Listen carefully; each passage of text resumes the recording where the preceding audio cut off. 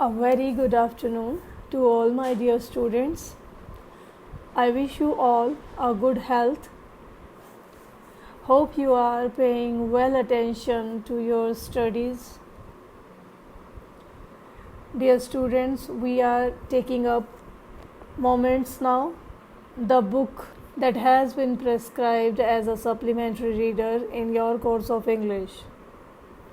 There will be short and long answer questions taken from this book in your assessments to check your understanding of the text, its characters, setting of the story. What is setting of the story? The time and location in which a story takes place. Time and location means its place, time, weather conditions like hot, cold, rainy, etc.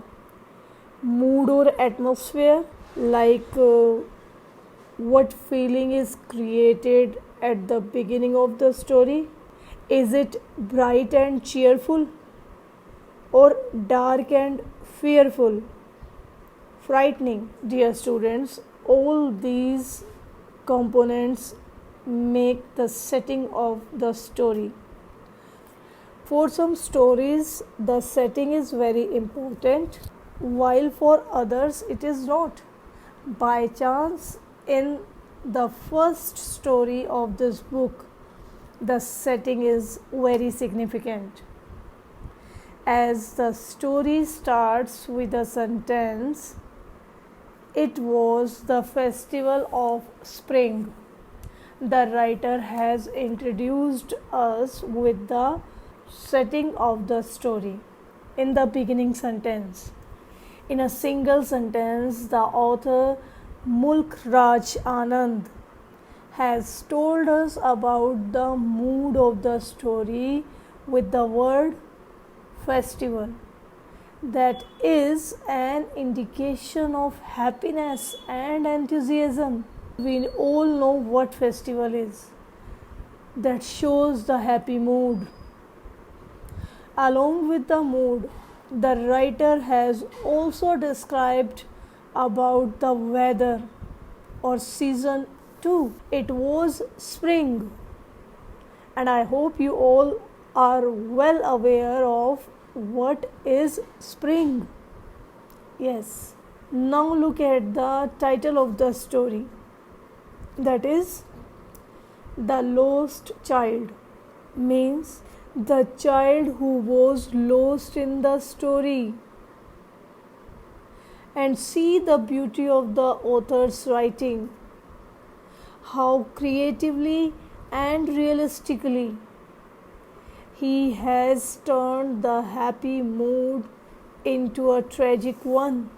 That all the things we will find or come to know after reading the story. Before starting the text, I'm going to summarize it. Please listen carefully. The Lost Child is an interesting short story about a little boy and his parents who are on their way to a spring fair in the village.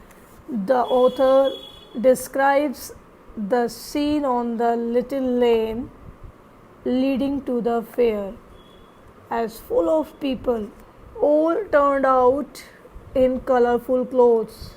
All were wearing colorful clothes and looking happy. The boy is happy and cheerful too. And how do we come to know? As he walks between the legs of his father, his attention is diverted or distracted by what he sees along the road. What he sees? He sees the colorful toys and wants to buy them, wants to possess them. But his father gives him an angry look As he stops to gaze at them, he gets left behind. Each time he does so, the parents have to stop and call him to join them. The mother then tries to divert the boy's attention by pointing to the mustard fields, the swaying mustard fields. His attention is caught by the dragonflies then and bees. He begins to chase them now, and again he gets left behind. Soon he is called back. How do parents call the child? Come, child, come. Finally, they reach the village where the fair is organized. The little boy gets surprised and confused when he sees the surging crowd gathering all sides, approaching to the fair. Why the child gets surprised and confused? As this was the first time the child was coming to see a fair. As the child was coming to the fair for the first time, he had never seen such crowd before. That's why he was more excited. Okay, then what happened? He is fascinated or attracted by the color and variety of the shops. He sees shops selling sweetmeats, toys, etc. He also sees balloon vendors, garland and flower sellers, a snake charmer, and people riding on a merry-go-round. He wants everything, but then he knows his parents will not buy anything, so he moves on. But when he sees the people on the merry-go-round enjoying themselves, he pleads with his parents to allow him to have just a single ride on it. When he does not get a reply, he turns around and realizes that his parents are nowhere to be seen. The little child forgets everything, every little thing, and starts crying and shouts at the highest of his volume for his parents. He is scared now to find himself alone. In state of pain, he runs here and there to look for them, to search his parents. In this process, his turban comes off, gets unfolded, and his clothes get dirty.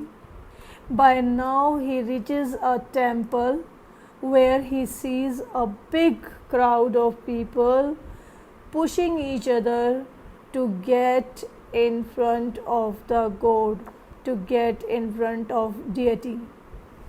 He makes his way between the legs of the people. As he was the child, so was short in height. There is so much commotion, there is so much confusion that he is almost trampled under the feet of the milling crowd. He screams out for his parents at the top of his voice again. Then a kind man hears the sound of the crying child and comes out and lifts him up. He asks him about his parents, but the child only cries, asking for his mother and father. The man tries various tricks to make him calm down and takes him through all the shops that the boy had seen earlier and had wanted to buy their wares, but now the boy is not interested. It is strange. If the boy wanted the things a little earlier, why he is not interested now in buying any of the things he demanded earlier? Yes, here the question arises. The boy is not interested because he shares a very unique, beautiful, loving bonding with his parents alone. He keeps saying, I want my mother, I want my father.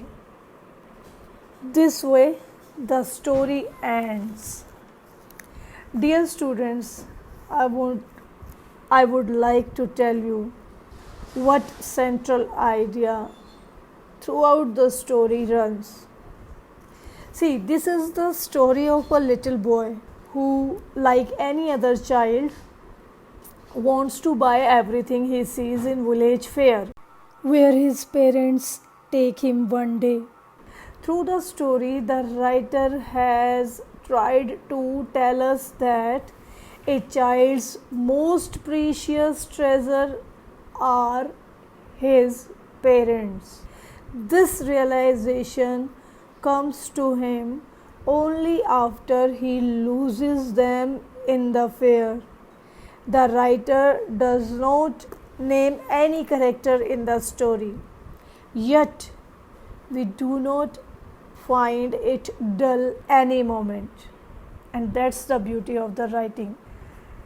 So the main characters in this story we have found are the lost child, the parents, and the person who finds the boy. Okay, for Mulk Raj Anand, I would like to tell you that Mulk Raj Anand was born in Peshawar in December 1905. He died in September 2004. He began to write from a young age. Mulk Raj Anand was one of the first Indian writers in English language. He has written hundreds of novels, short stories, and essays. Okay, students, this is for the day done. We will meet in the next class. Till then, take care of yourself. Thank you.